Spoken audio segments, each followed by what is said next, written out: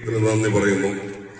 പ്രിയരെ, ജീവിക്കുന്നവനായ ദൈവത്തിന്റെ നാമത്തെ ഉയർത്തുവാൻ, സത്യദൈവത്തിന്റെ മഹത്വം ഓരോ ഹൃദയങ്ങളിലും ഇറങ്ങിച്ചെല്ലുവാൻ, ക്രിസ്തുവിനു വേണ്ടി, ദൈവരാജ്യത്തിനു വേണ്ടി, ദൈവനാമ മഹത്വത്തിനു വേണ്ടി ഓരോ ജീവിതങ്ങളിലും ഹൃദയദൃഷ്ടി ഒന്ന് തുറക്കുവാൻ സ്വർഗം ഇന്ന് ഒരുക്കുന്ന വലിയ കൃപയ്ക്കായി സ്തോത്രം ചെയ്യുന്നു.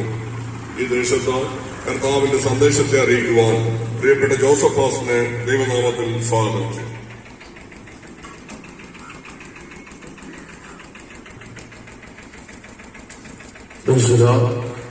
അനുഗ്രഹിക്കപ്പെട്ടതായ ഈ നല്ല സമയത്തിനായി ഞാൻ കർത്താവിനെ സ്തുതിക്കുന്നു. ചാരിത്രപൂർവകമായി ഞങ്ങളുടെ ശബ്ദം ശ്രമിക്കുന്ന എല്ലാ മാന്യ സഹോദരങ്ങൾക്കും, ഞങ്ങളുടെ ശബ്ദം ശ്രമിക്കുന്ന എല്ലാ ഈ ദേശനിവാസികൾക്കും കർത്താവായ യേശുക്രിസ്തുവിന്റെ നാമത്തിൽ ഞങ്ങളുടെ സ്നേഹവന്ദനം അറിയിക്കുന്നു. പ്രത്യാശ മിഷന്റെ പ്രവർത്തനവുമായിട്ട് ഈ പട്ടണത്തിൽ കടന്നു വരുവാൻ ദൈവം ഞങ്ങൾക്ക് നല്ല സമയത്തിനായി സ്തോത്രം ചെയ്തു.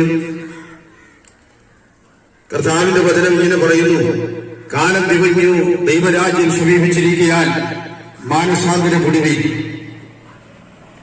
ലോകത്തിന്റെ സംഭവങ്ങൾ നമ്മെ വിളിച്ചറിയിക്കുന്നു.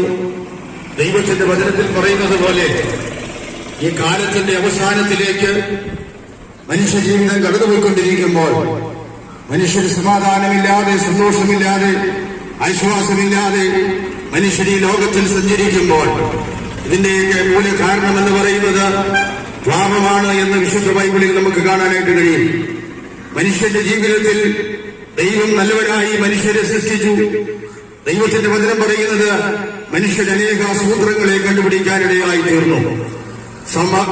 സമ്പത്തുണ്ടാക്കുവാൻ, സമാധാനത്തിനു വേണ്ടി അനേക കുറുക്കുവഴികൾ മനുഷ്യൻ കണ്ടെത്തിക്കൊണ്ട് ഓരോ ദിവസവും പത്രമാധ്യമങ്ങൾ നമ്മൾ എടുക്കുമ്പോൾ കാണുവാനായിട്ട് കഴിയുന്നത് കൊള്ളയും കൊലയും അരാജകത്വവും ഈ രാജ്യത്തിൽ ഇടപാടിക്കൊണ്ടിരിക്കുന്നതിന്റെ ഏറ്റവും പ്രധാനപ്പെട്ട കാരണം പാപമാണ് എന്ന് വിശുദ്ധ ബൈബിളിൽ നമുക്ക് കാണാനായിട്ട് കഴിയുന്നു.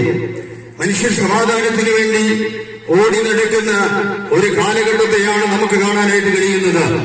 എവിടെയാണ് സമാധാനം ലഭിക്കുക?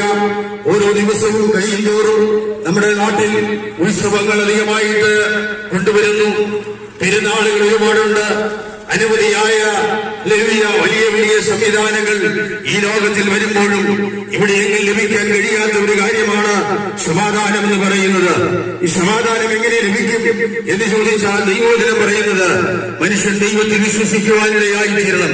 വിശ്വാസത്തിൽ ഒരു മനുഷ്യൻ ദൈവസന്നിധിയിലേക്ക് അടുത്ത് വരുമ്പോൾ ദൈവം അവനെ സ്നേഹിക്കാനിടയായി തീരും.